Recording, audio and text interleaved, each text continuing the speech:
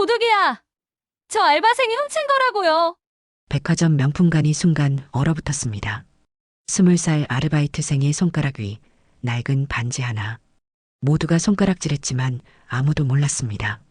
그 반지가 재벌가의 운명을 뒤흔들 상속의 증표라는 사실을. 지금부터 한 소녀의 억울함과 놀라운 반전이 시작됩니다. 영상 시청 전 구독과 좋아요 눌러주세요. 지금 어디서 시청하고 계신지 댓글로 적어주신다면 다음 영상에 반영해서 불러드리도록 하겠습니다. 자, 그럼 오늘의 사연 시작합니다. 토요일 오전 백화점 명품관. 윤서연은 환하게 웃으며 고객을 맞이했습니다. 20살 대학생인 그녀는 생활비를 벌기 위해 이곳에서 아르바이트를 하고 있었습니다. 매일 새벽 5시에 일어나 학교와 아르바이트를 병행하는 힘든 일상이었습니다. 하지만 그녀는 항상 밝은 모습을 잃지 않았습니다. 그날도 평소처럼 명품 가방들을 정리하고 있던 서연. 그때 차가운 시선이 그녀의 손가락에 꽂혔습니다. 재벌가 며느리 오지연이 다가왔습니다. 화려한 명품 드레스를 입은 그녀는 서연을 위아래로 훑어보더니 비웃었습니다. 그 반지 어디서 난 거지? 아르바이트생이 그런 걸 끼고 있다니. 서연은 움찔하며 손을 뒤로 숨겼습니다. 하지만 이미 늦었습니다. 어머니 유품이에요. 돌아가시기 전에 주신 거예요. 그러자 지연은 목소리를 높여 말했습니다. 거짓말 치지 마세요. 그 반지는 우리 집 갑오예요. 세상에 단 3개뿐인데 어떻게 아르바이트생이 가지고 있죠? 주변에 있던 고객들의 시선이 일제히 서연에게 향했습니다. 수군거리는 소리가 여기저기서 들리기 시작했습니다.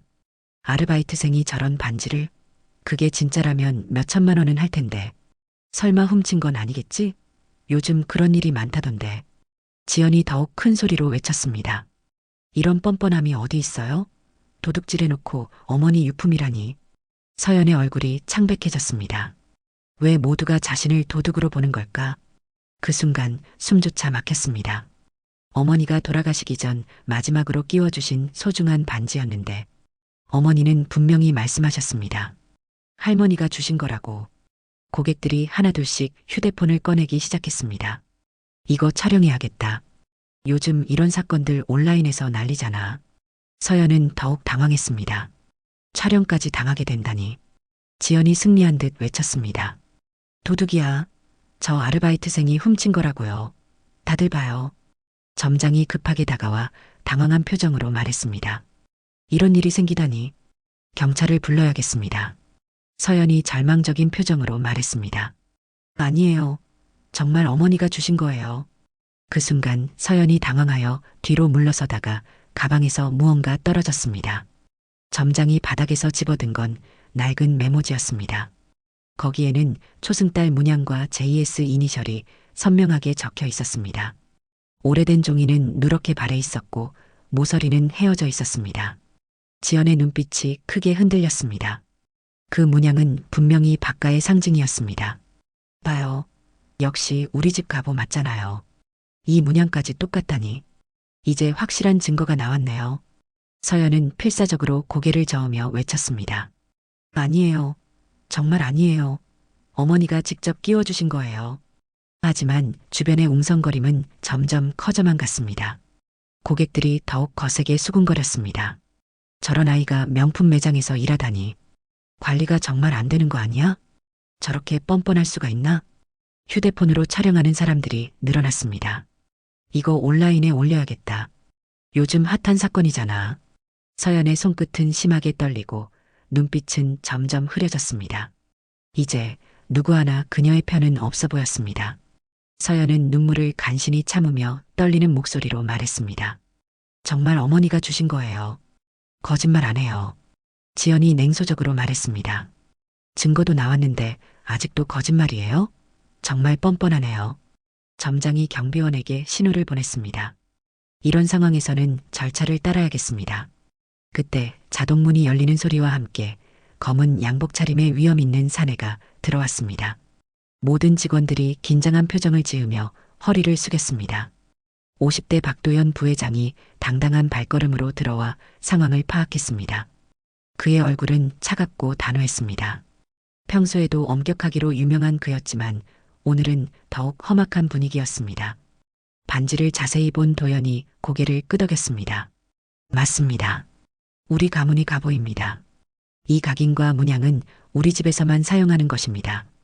단호한 목소리에 매장이 더욱 술렁했습니다. 고객들은 이제 확신에 찬 표정으로 서연을 바라보았습니다. 부회장님이 직접 확인하시니 틀림없네. 저런 아이를 어떻게 믿었을까? 서연은 목이 터져라 절규했습니다. 거짓말이에요. 어머니가 주신 거라고요. 눈물이 뺨을 타고 흘러내렸지만 아무도 그녀를 믿어주지 않았습니다. 도연은 더욱 차갑게 선언했습니다. 법적 조치를 취하겠습니다. 이런 절도 행위를 그냥 넘어갈 수는 없습니다. 서연은 이제 더 이상 말조차 나오지 않았습니다. 어머니의 소중한 선물이 졸지에 범죄의 증거로 변해버린 순간이었습니다. 지연이 서연을 향해 말했습니다. 사람들 앞에서 사과하세요. 그리고 반지를 당장 돌려주고요. 서연은 두 손으로 반지를 감싸 쥔 채 고개를 저었습니다. 이건 어머니가 주신 거예요. 못 드려요. 도연이 경비원에게 엄하게 지시했습니다. 이 아이를 데리고 나가세요. 즉시 경찰서에 신고하겠습니다. 경비원이 서연의 팔을 잡으려고 다가오는 순간이었습니다. 서연의 눈에서 절망의 눈물이 쏟아졌습니다. 바로 그때 자동문이 열리는 소리가 들렸습니다. 이번에는 휠체어에 앉은 노부인의 등장이었습니다. 백화점 창업주 78살 박정숙 회장이 등장했습니다. 모든 직원과 고객이 일제히 일어나 깊숙이 인사했습니다. 매장의 분위기가 순식간에 바뀌었습니다. 전설적인 인물의 등장에 모든 이들이 숨을 죽였습니다. 정숙은 돋보기를 들고 반지를 천천히 아주 세심하게 확인했습니다. 그녀의 눈빛이 점점 놀라움으로 변해갔습니다. 78년을 살면서도 이렇게 놀란 적은 없었습니다. 이 각인, 이건 내가 직접 새겨넣은 거야. 서연이 떨리는 목소리로 간신히 속삭였습니다. 어머니 이름은 김민경이에요. 정숙의 눈에서 눈물이 주르륵 떨어졌습니다. 오랫동안 찾던 딸의 흔적을 드디어 발견한 것입니다. 민경이가 내 어머니라고? 그럼 내가 내 외손녀였구나. 순간 매장은 핀 떨어지는 소리도 들릴 만큼 조용해졌습니다. 모두가 믿지 못하는 얼굴로 두 사람을 번갈아 바라보고 있었습니다. 촬영하던 사람들도 휴대폰을 내렸습니다. 상황이 완전히 뒤바뀐 것을 직감했기 때문입니다. 도연이 크게 당황하며 말했습니다. 어머님, 그럴 리가 없습니다. 분명 착각이실 거예요. 지연이 소리를 지르며 반박했습니다. 말도 안 됩니다. 저런 아이가 어떻게 회장님의 외손녀입니까? 하지만 정숙의 확신에 찬 표정은 변하지 않았습니다. 내가 내 딸에게 준 반지를 모를 리가 있겠니? 정숙은 평생 쌓아온 위엄으로 단호하게 말했습니다. 당장 무릎 꿇고 사과해라. 내 외손녀에게 도둑이라고 했으니까. 매장 전체가 숨막히는 긴장 속에 얼어붙었습니다. 지연은 이를 악물고 주먹을 꽉 쥐었지만 시어머니 앞에서 거부할 수는 없었습니다. 체면이 구겨져도 어쩔 수 없었습니다. 고객들이 다시 휴대폰을 들기 시작했습니다. 이번에는 반전의 순간을 촬영하기 위해서였습니다. 재벌가 며느리가 무릎 꿇는다고? 이거 진짜 대박 사건이네. 결국 지연은 떨리는 다리로 무릎을 꿇었습니다. 명품 드레스가 대리석 바닥에 스치는 소리가 매장에 울렸습니다. 죄송합니다, 서연 씨. 제가 성급하게 판단했습니다. 서연은 당황하며 고개를 저었습니다. 일어서세요. 저는 이런 걸 원하지 않아요. 그러나 그녀의 목소리에도 떨림이 가득 스며 있었습니다. 이 모든 일이 도대체 어디서부터 잘못된 걸까? 평범한 토요일 아침이 이렇게 뒤바뀔 줄은 꿈에도 몰랐습니다. 고객들이 흥미진진하다는 듯이 웅성거렸습니다. 저 아이가 정말 회장 외손녀라고? 그럼 엄청난 상속녀네. 인생 역전 드라마 실제로 보는 거야? 정숙 회장이 서연을 바라보며 말했습니다. 결과로 확인하자. DNA 검사를 해보겠다. 내 동의를 받아서 정식으로 말이야. 서연이 고개를 끄덕였습니다. 네, 해보세요. 저도 궁금해요. 일주일 후 검사 결과가 나왔습니다. 99.9% 일치. 의학적으로 완벽하게 증명된 결과였습니다.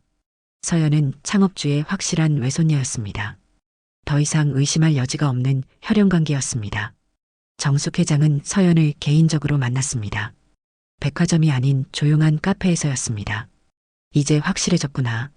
내가 내 소중한 외손녀야. 서연은 여전히 어리둥절했습니다. 할머니, 저는 아직도 믿기지 않아요. 정숙이 서연의 손을 따뜻하게 잡으며 말했습니다. 천천히 받아들이렴. 급하게 할 필요 없어. 그 사이 온라인에서는 그날의 영상이 화제가 되었습니다. 재벌가 며느리 vs 아르바이트생, 반전 결말. 도둑으로 몰린 대학생, 알고 보니 재벌가 상속녀. 수많은 댓글들이 달렸습니다. 지연 진짜 창피하겠다. 서연이 불쌍했는데 다행이야. 인생 진짜 모르는 거네. 한편 박도연 부회장은 이 소식을 듣고 크게 동요했습니다. 저 아이가 상속녀라면 우리 자식들은 어떻게 되는 거지? 지금까지 쌓아온 모든 것이 무너질 수도 있겠다는 불안한 생각이 머릿속을 가득 채웠습니다. 그로부터 며칠 후 도연과 지연은 사람들 몰래 만나 속삭였습니다. 우리가 이대로 밀려날 순 없어. 아이들 미래는 어떻게 되는 거야? 저 아이를 인정할 수 없어. 갑자기 나타나서 모든 걸 빼앗으려고 하다니. 온라인에서 우리가 완전히 악역이 됐어. 이미지 회복도 해야 하고. 지연은 특히 분했습니다. 그날 무릎 꿇는 장면이 온라인에 퍼져서 조롱거리가 되었기 때문입니다. 분명히 뭔가 수상한 구석이 있을 거야. 다시 한번 확인해 봐야 해. 한편 서연은 혼자 어머니의 반지를 바라보며 혼잣말했습니다. 어머니, 저는 그냥 평범하게 살고 싶었는데. 하지만 평범이라는 단어는 이미 그녀의 인생에서 영원히 사라진 지 오래였습니다. 온라인에서의 관심도 부담스러웠습니다. 재벌가 외손녀 서연이라는 제목의 영상들이 계속 올라오고 있었습니다. 이틀 후 정숙은 가족회의를 소집했습니다. 도연과 지연 그리고 서연이 한자리에 모였습니다. 충분히 생각해봤다. 서연이를 우리 가족으로 받아들이겠다. 도연이 조심스럽게 말했습니다. 어머니, 너무 성급하신 것 아닙니까? 여론도 그렇고. 성급하긴. 내 외손녀를 찾은 게 성급하다는 거야? 정숙의 목소리에 단호함이 실렸습니다. 지연은 여전히 불만스러운 표정이었지만 감히 반대할 수는 없었습니다. 한 달 후 정숙은 공식적인 발표를 준비했습니다. 백화점 본사 회의실에서 임원진들이 모두 모였습니다. 서연도 긴장한 표정으로 자리에 앉아 있었습니다. 정숙이 엄숙하게 선언했습니다. 윤서연을 우리 가족으로 받아들이고 정식 후계자로 지명합니다. 임원들은 놀라워했지만 반대할 수는 없었습니다. 창업주의 결정이었기 때문입니다. 그 사이 온라인에서는 또 다른 화제가 되었습니다. 아르바이트생에서 재벌 후계자까지 서연이의 놀라운 인생 역전. 현실판 신데렐라 스토리. 서연이 떨리는 목소리로 말했습니다. 부족하지만 열심히 배우겠습니다. 도연과 지연은 여전히 불만스러운 표정이었지만 감히 창업주의 결정을 정면으로 반대할 수는 없었습니다. 서연이 임원들을 바라보며 진심을 담아 말했습니다. 앞으로 더 좋은 서비스로 보답하겠습니다. 처음에는 서툴겠지만 열심히 배우겠습니다. 회의가 끝난 후 몇몇 임원들이 서연에게 다가와 말했습니다. 그날 영상 봤어요. 정말 대단하셨어요. 앞으로 잘 부탁드립니다. 그날 저녁 서연은 어머니의 반지를 바라보며 다짐하듯 말했습니다. 어머니, 저 이제 도망치지 않을게요. 낡은 반지 하나가 밝혀낸 놀라운 진실. 그 작은 발견으로부터 한 달 만에 서연의 운명은 완전히 달라졌습니다. 어머니가 남겨준 마지막 선물이 딸의 인생을 송두리째 바꿔놓은 것이었습니다. 작은 반지 하나가 오랫동안 숨겨진 가족의 인연을 다시 이어준 기적 같은 순간이었습니다. 그리고 그 모든 과정이 온라인을 통해 많은 사람들에게 희망과 감동을 선사했습니다. 할머니와 외손녀가 다시 만나게 된 운명이라고밖에 설명할 수 없는 특별한 이야기였습니다. 오늘 사연은 여기까지입니다. 좋아요와 구독 부탁드리고 오늘도 행복한 하루 보내세요. 감사합니다.